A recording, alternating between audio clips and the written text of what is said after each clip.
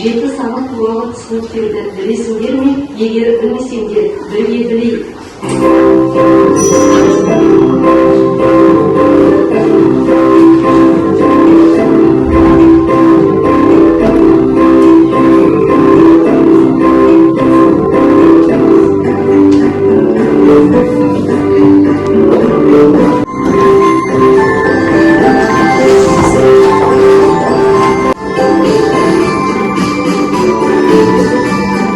Байланысты қандай жетіге байланысты сөздерді біледі екенбіз?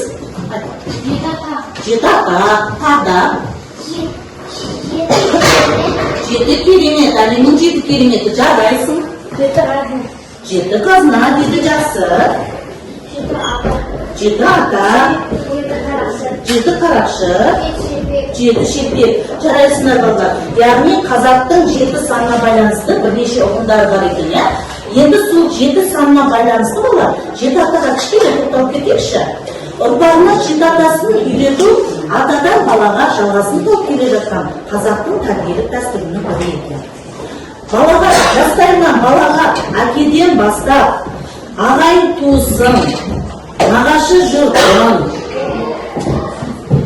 атана жеткізіп отыру керек екен. Жеті атасын білмеген жетесіз демекші, яғни осы сөзді естімеу үшін жеті атасын білген ол дейді, жеті жұртқа жөн айтар деген аталы сөз бар екен. Яғни жастайынан балаға жеті атасы туралы баланың миына сіңіріп, сөйтіп тәрбиелеп отыруымыз керек екен. Олай болатын болса балалар, бүгінгі біздің өтетін жаңа сабағымыздың тақырыбы жеті санын көбейту және бөлу деп аталады. Яғни бұл сабақта біз жеті санын көбейту және бөлу кестесін құруды және оны қолдануды үйренетін боламыз. Олай болса балалар, алдымен жаңа сабақта түсініп алу үшін біз видеомен тамашалаймыз. Үздігін жетіге көбейтудің кестесін құраймыз. Жеті түптен отырыңызды. Барлығы неше түп көшет отырыңызды? Жеті көбейту 3-21. Барлығы 21 түп көшет отырыңызды. Әр қатардың мәніне жетіні қоса отырып, жетіге көбейтудің кестесін құруды жалғастырайық. Жетіні көбейткен бірге тең болады жеті.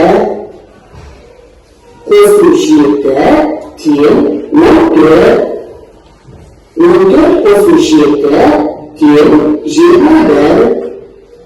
21 қосу жеті тең 28.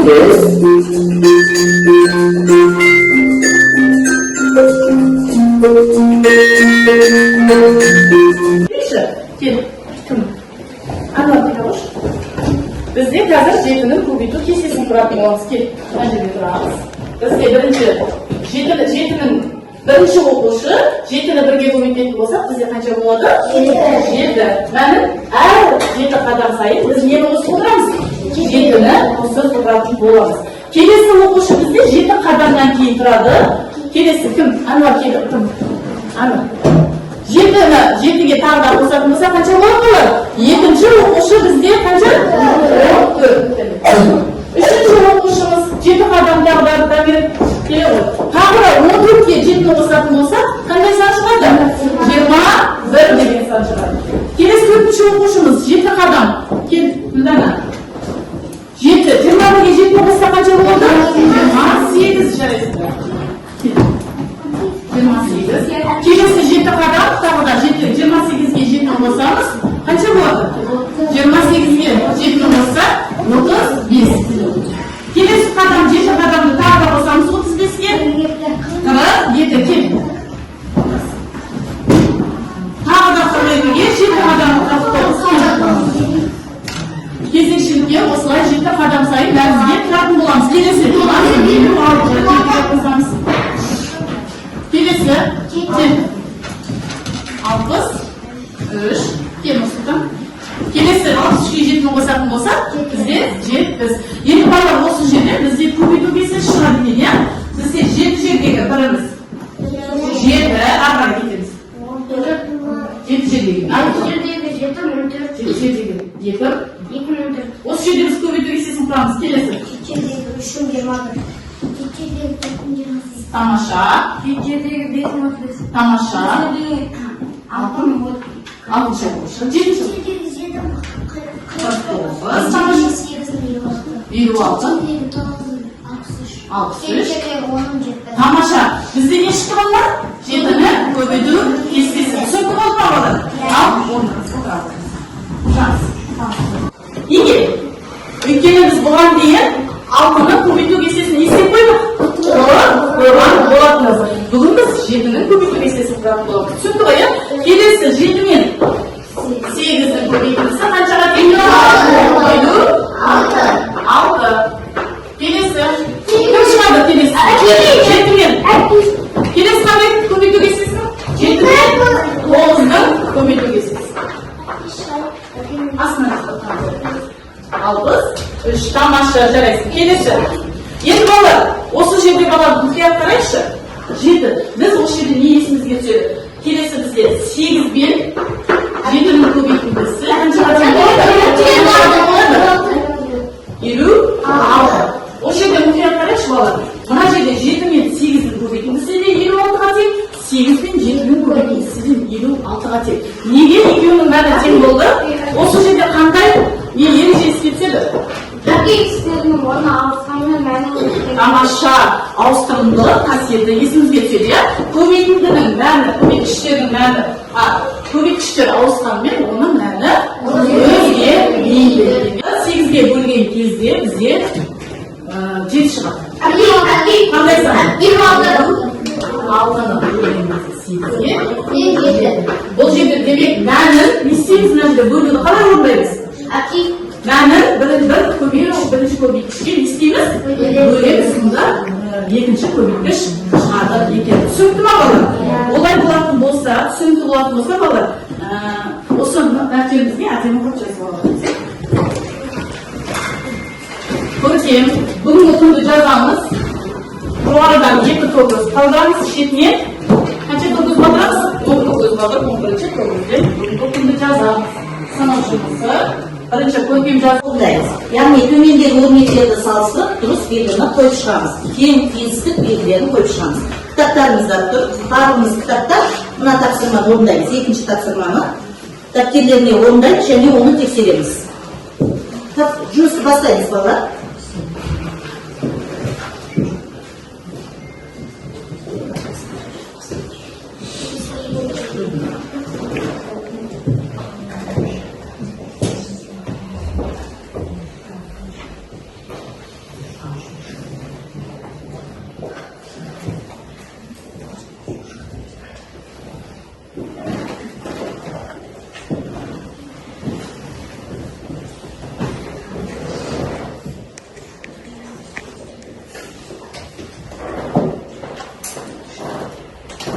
Екі бал қоямыз. Бағалаудың қарақтарында алындар. Екінші тапсырмамызға. Бала кім айтады, мына жерде неліктен бұл 3 пен 7-ның көбейтісі және 7 мен 3-ның көбейтісі тең келіп тұр. Кім айтып береді Тамаша? Мен ауысқанмен көбейткіштердің орнына ауысқанымен көбейтіндінің мәні өзгермейді. Демек бұл жерде қандай бізде ереже еске түседі? Ауыстырымдылық қасиеті еске түседі екен, иә балалар? Біз мына жерде бұларды есептемей, бұларды қалай жағы тең үлкен, қай жағы кішкентай екен теңсіздіктерді біле алады екенбіз. Мына жерде мысалға 7 мен 3-дің көбейтіндісі, неліктен 7 мен 3-дің көбейтіндісі және қосылған 73 неліктен үлкен болып тұр? Кім айтады маған? Кім айтып береді? Неліктен анада да 7 мен 3, мынада да көбейтілсе, неліктен бір жағы үлкен болып тұр? Кім айтады? Кім айтып береді? не соны жағында бекітіп тұр, ал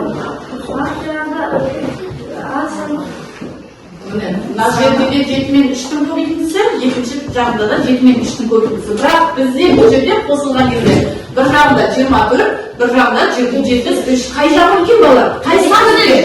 73. Екеуінің мәні тең болған. Тапсырманы орындаймыз. Туған күндегі заттардың бағасы мен қысқасы жазылған карточкалар беріледі. Балалар, бұл тапсырманы орындамастан алдын біз алдына формулаларды еске түсіріп алайық. Бұл тапсырмаларды орындау үшін бізге ең алдымен формулаларды білуіміз қажет екен, иә? Енді бізде өткен сабақтарда өткен болатынбыз, иә? Біз жаңағы құнын, санын және бағасын білу үшін формулаларды жаттаған болатынбыз, иә? Ал есімізге түсіріп көрейікші, құнын табу үшін заттың қандай формуланы пайдаланамыз? Назым? Құнын табу үшін бағасының санын көбейтеміз. Бағасына сан, бағасы мен санын не істейміз? Көбейтеміз. Қазір тапсырмаларды орындаған кезде осы формулаларды еске түсіреміз. Жарай ма? Келесі бағасын табу үшін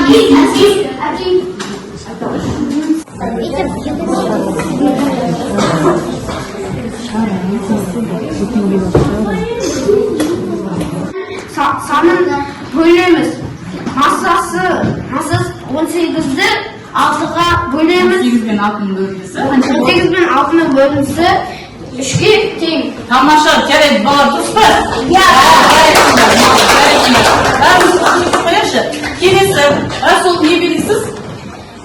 Массасы 6 килограмм, саны 7 дана. Жалпы массасы белгісіз килограмм. Жалпы массасын табу үшін массасы мен санын көбейтеміз. Жалпы массасын 6 мен 7-ның көбейтіндісі 42. Жалпы массасы 42. Тамаша балалар, дұрыс па? Жарайды, қызметке қойшы, бұл жерде балалар массасы белгілі 6 килограмм дейді. Саны белгілі, бізге жалпы массасын тапқан екен. Жалпы массасын табу үшін не істейміз деді?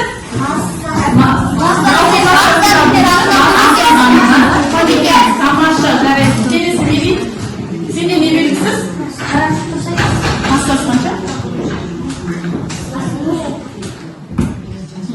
Массасы 9 килограмм.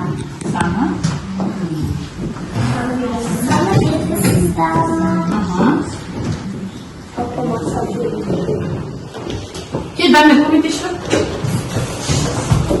Жалпы массасы 54 килограмм.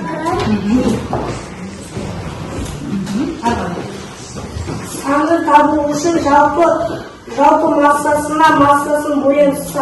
Саны 54 бөлінген 54 пен 9-ның бөліндісі 6 дана. Тең екен, тамаша. Саны 6 дана. Саны 6 дана дейді. Дұрыс па балалар?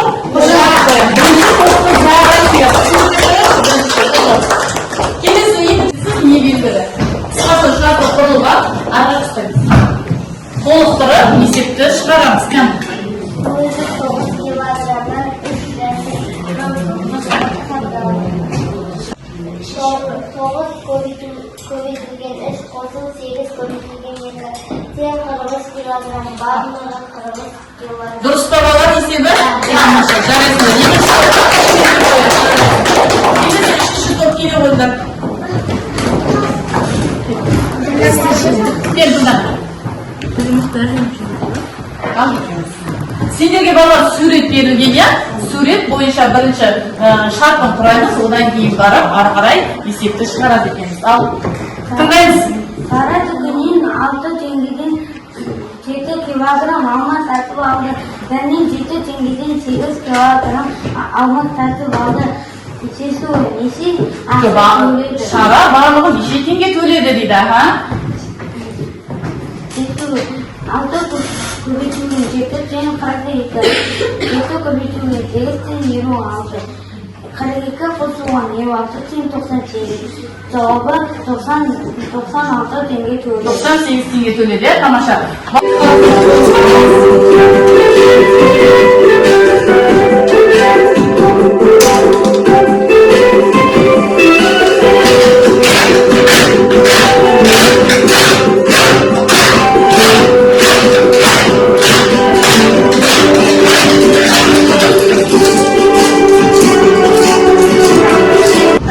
Өрнектерді берем, сол өрнектерді орындап шығамыз. Және бұл өрнекті орындап болғаннан кейін өрнектің мәнін есептеп жауабын сандық жәшікке табамыз. Жарай ма? Бұл жерде біз не істейміз? Барлық өрнектердің мәнін дұрыс табамыз, амалдардың реттілігін білеміз, өрнектің мәнін жазамыз. Яғни бұны орындаған кезде амалдардың орындалу ретін төбесіне қойып шығамыз. Жарай ма?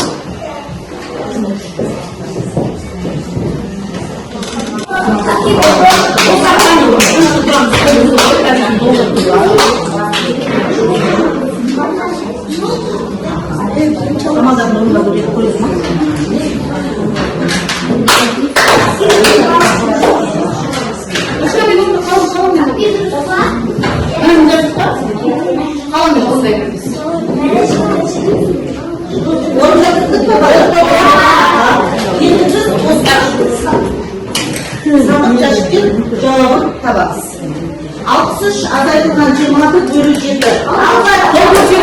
Аналар онда оретін айтып кетеміз. Кімдікі орындалады? Ал.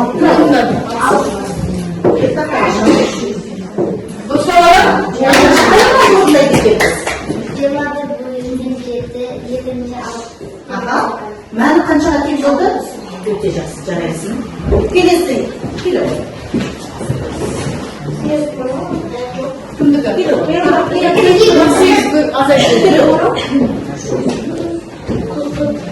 Жұмысын алып.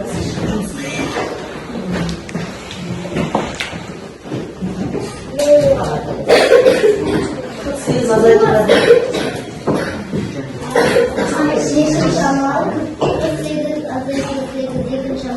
Жоқ, бірінші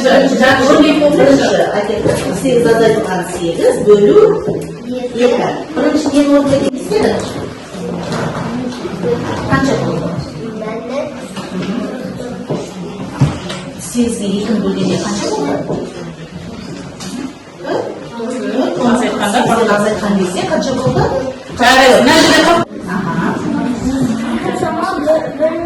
Аха, енді 90. бірінші қай уақытында қалды? Жақшамын?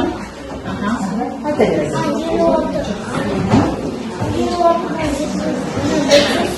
Аха. Санықтан қайтасыз мен орындаймыз. Даусымызды қатты шығарайықшы. 35 жетінің көбейтісі 35-ке тең. 35-ке екіні қосқанда 37.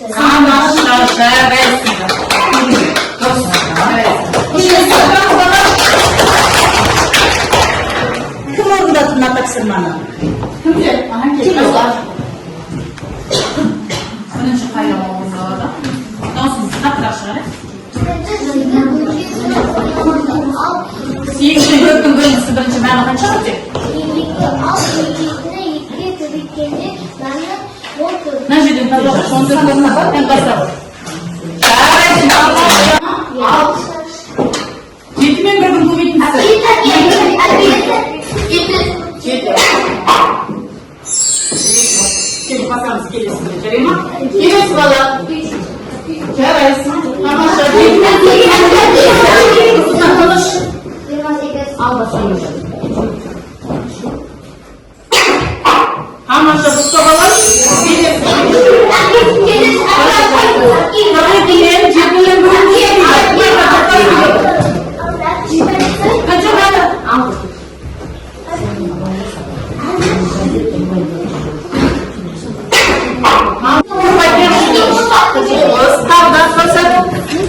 Жеті бал,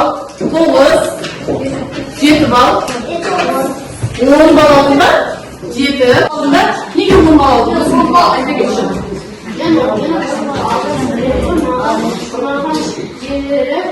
Топтық жұмыс және де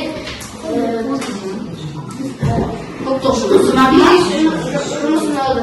кезекшілік болғаныңыз ма? Ал енді неліктен 10 бал алды? Барлық тапсырмалар орнады да? Жарайсың. Ал кім 7 бал алып бақ бізде? 6 бал, 7 бал, төмен бал алғандар бар ма? 7 бал, неліктен? Қайсы автарға қиналып жауап бере алмай? Бірінші кезінде үй тапсырмасын сұрақтау кезде айттың ба? Сұраққа жауап бердің ба? Жауап бердім, көп шыққан. Сен көп нелерде шығамай болдың, тамаша. Енді келесі сабақта саған сәтті өтінем, иә? Келесі сабақта жақсы. Бүгінгі сабақ барлықтарыңызға түсінікті болды ма? Ендеше балалар, қайталап өтейікші, бізде формулалар бар, біртіндеп шығамыз. Егер бүгін біз маған сабақ қиын болды десек, мынаны, ал сізге сабақ түсіндім десек, екінші асықты, ал бізге сабақ болды. Әлі түсінбедім, сұрағым бар десек, екінші асықты, ал енді бүгінгі сабақ қызықты өтті, маған барлығы толық түсінікті десек, үшінші асықты